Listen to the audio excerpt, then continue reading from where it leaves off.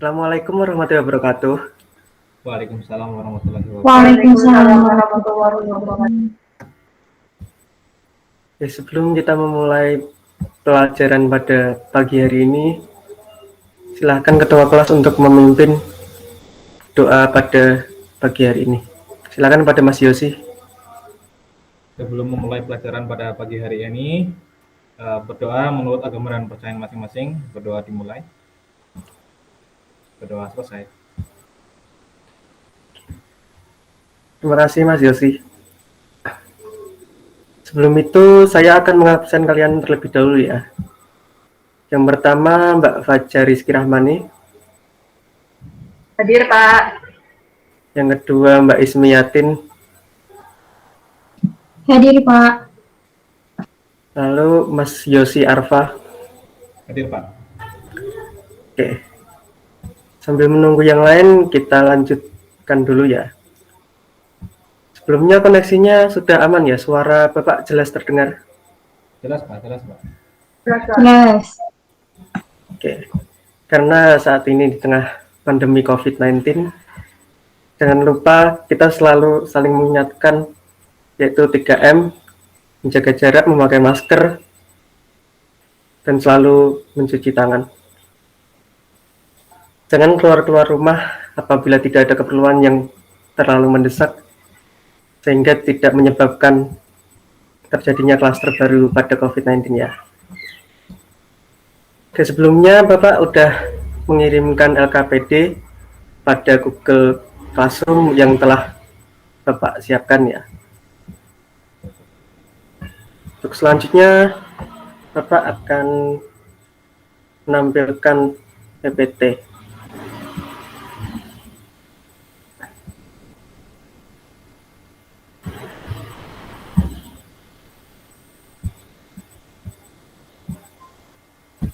Sudah terlihat ya? Sudah Pak. Iya Pak. Oke. Di sini Bapak akan menerangkan yaitu tentang penyajian data. Sebelum itu, Bapak akan menyampaikan kompetensi dasar yang akan kita lakukan pada pembelajaran kali ini, yaitu menganalisis hubungan antara data dengan cara penyajiannya, tabel, diagram garis, diagram batang, dan diagram lingkaran. Yang kedua, menyajikan dan menafsirkan data dalam bentuk tabel, diagram garis, diagram batang, dan diagram lingkaran. Selanjutnya ada indikator pencapaian kompetensi, yaitu menganalisis hubungan antara data dengan cara penyajiannya. Yang kedua, menyajikan data dalam bentuk diagram batang, menyajikan data dalam bentuk diagram garis, menyajikan data dalam bentuk diagram lingkaran, dan menafsirkan diagram batang, diagram garis, dan diagram lingkaran. Selanjutnya di sini ada tujuan pembelajarannya, yaitu melalui pembelajaran problem-based learning dengan pendekatan STEM. Peserta didik dapat menjelaskan pengertian data dan menyebutkan jenis data sehingga peserta didik dapat menghayati dan mengamalkan ajaran agama yang dianutnya, mengembangkan sikap jujur, peduli, dan bertanggung jawab, serta dapat mengembangkan kemampuan berpikir kritis, berkomunikasi, berkolaborasi, dan berkreasi selama pembelajaran daring berlangsung. Oke, selanjutnya kita akan langsung masuk ke materinya. Yang pertama ada pengertian penyajian data. Penyajian data merupakan salah satu kegiatan dalam pembuatan laporan hasil penelitian yang telah dilakukan agar dapat dipahami dan dianalisis sesuai dengan tujuan yang diinginkan. Data yang disajikan harus sederhana dan jelas agar mudah dibaca. Penyajian data juga dimaksudkan agar pengamatan dapat dengan mudah memahami apa yang kita sajikan untuk selanjutnya dilakukan penilaian atau perbandingan dan lain-lain. Untuk selanjutnya di sini ada tujuan penyajian data. Yang pertama, memberi gambaran yang sistematis tentang peristiwa yang merupakan hasil penelitian atau observasi. Yang kedua, data lebih cepat ditangkap dan dimengerti. Memudahkan dalam membuat analisis data. Membuat proses pengambilan keputusan dan kesimpulan lebih tepat, cepat, dan akurat. Selanjutnya di sini ada bentuk penyajian data. Secara garis besar ada dua cara penyajian data, yaitu dengan daftar atau tabel dan diagram atau grafik. Dua cara penyajian data ini saling berkaitan karena pada dasarnya sebelum dibuat grafik, data tersebut berupa sebuah tabel. Oke, selanjutnya ada penyajian data dalam bentuk tabel. Sebelumnya ada yang tahu tidak jenis-jenis pada tabel itu ada apa saja?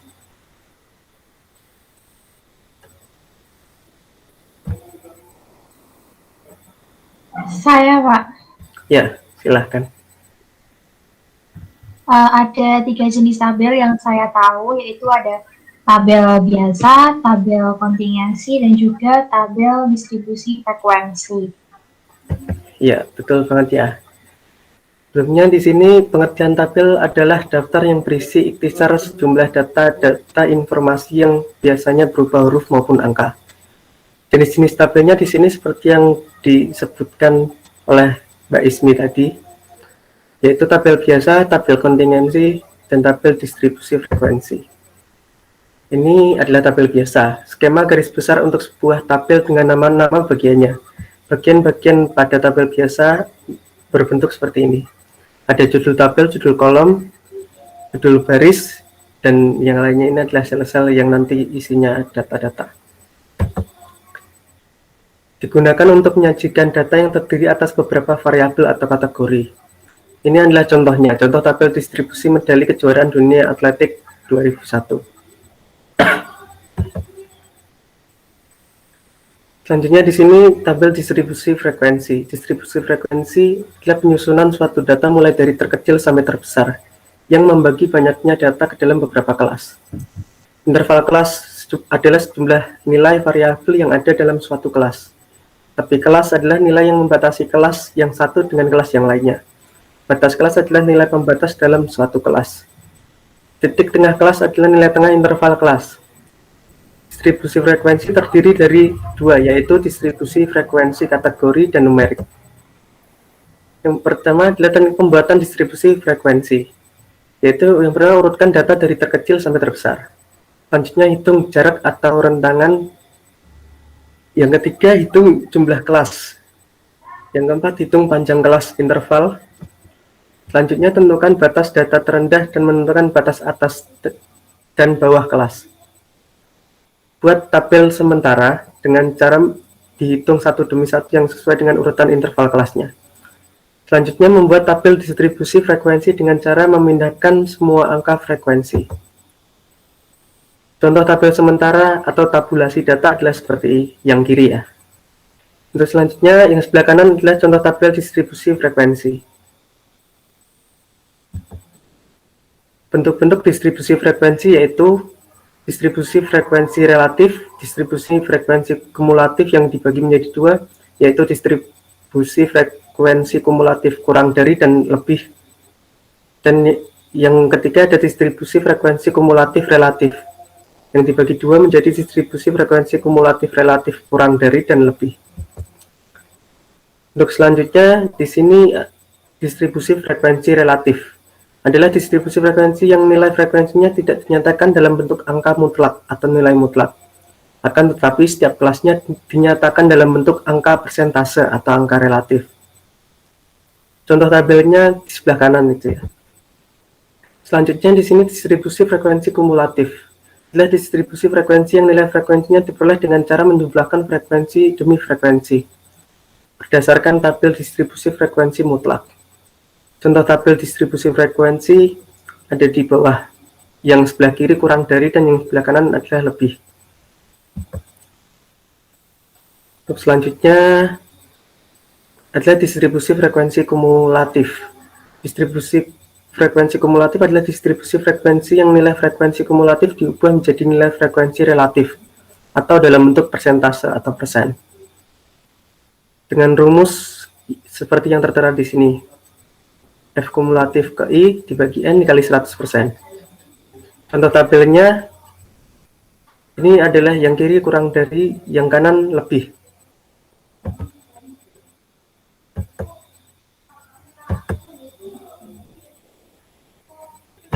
Selanjutnya ada macam-macam grafik atau diagram.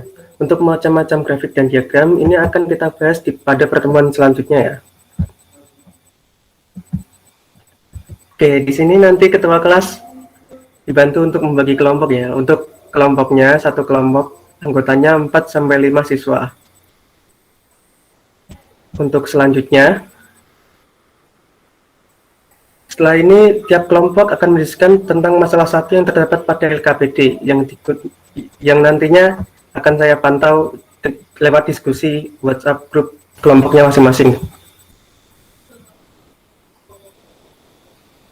Jadi untuk saat ini boleh meninggalkan Google Meet. Untuk selanjutnya nanti setelah 10 menit diskusi, kita kembali lagi ke Meet ini untuk melakukan presentasi ya. Baik, Pak. Silakan dilanjutkan untuk diskusinya.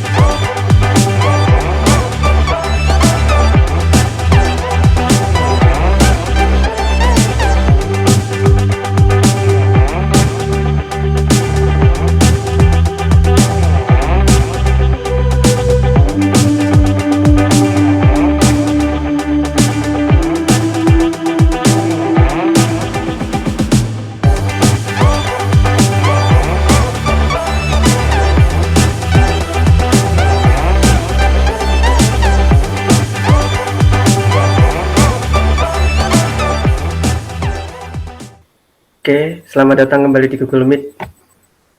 Untuk selanjutnya, saya ingin salah satu kelompok untuk mempresentasikan hasil diskusinya.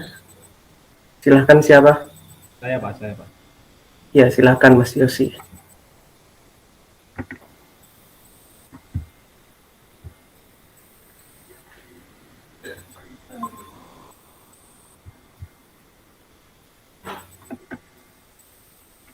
Mohon maaf Pak, sudah kelihatan atau belum? Sudah. Ya, ini hasil dari diskusi kelompok saya, itu masalah pertama. Berikut merupakan data jumlah pasien yang hadir di Puskesmas selama 1 minggu. Pada hari Senin ada 35 orang, hari Selasa ada 20 orang, hari Rabu ada 22 orang, Kamis ada 15 orang, Jumat ada 35 orang, Sabtu ada 15 orang. Lalu pertanyaannya adalah, berapa perbandingan jumlah peserta sebelum hari Rabu dan setelah hari Kamis? Buatlah tabel data dan penjelasannya. Ini adalah hasil diskusi kami, yaitu sebelum hari Rabu terdapat 35 ditambah 20. Karena di hari Senin ada 35 orang, di Selasa ada 20 orang, sehingga totalnya adalah 55 orang. Kemudian setelah hari Kamis itu hari Jumat dan Sabtu. Di Jumat ada 35 orang, Sabtu ada 15 orang, sehingga jumlahnya adalah 50 orang. Maka perbandingannya kita dapat buat yaitu 55 banding 50 atau sama dengan 11 banding 10. Ya, seperti ini Pak. Ketika saya buat tabel, hari dan orangnya menjadi seperti ini tabelnya. Oke, terima kasih Mas Yosi yang udah menampilkan hasil diskusinya. Kurang lebih jawabannya seperti itu ya. Untuk yang lain, kira-kira jawabannya harus seperti itu.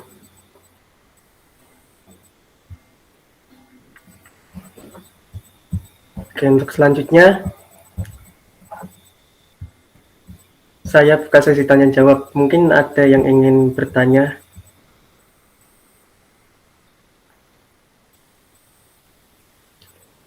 Sepertinya sudah paham ya.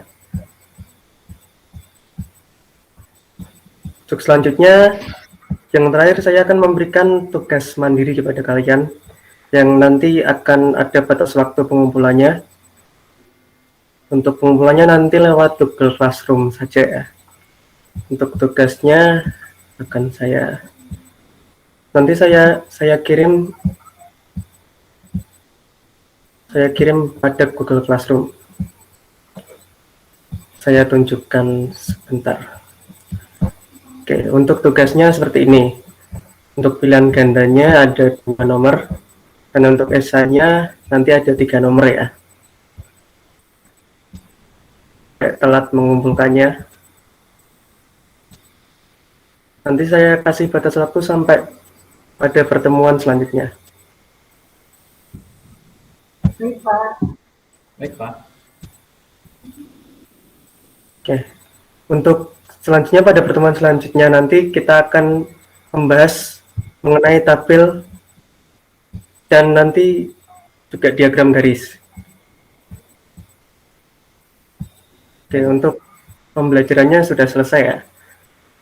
Untuk ketua kelas silahkan untuk memimpin doa sebelum kita mengakhiri kelas pada pagi hari ini. Sebelum mengakhiri pertemuan pada pagi hari ini, alangkah baiknya kita berdoa menurut agama dan kepercayaan masing-masing. Berdoa dimulai. Berdoa selesai. Oke, terima kasih ketua kelas. Jangan lupa saya mengingatkan kembali untuk tetap menjaga 3M, jangan keluar rumah dan juga tetap menjaga jarak, memakai masker dan lain-lainnya. Baik, Pak. Oke, sekian dari saya, kurang lebihnya saya mohon maaf. Wabillahi taufik wal hidayah. Wassalamualaikum warahmatullahi wabarakatuh. Waalaikumsalam. Waalaikumsalam warahmatullahi wabarakatuh. Terima kasih, Pak.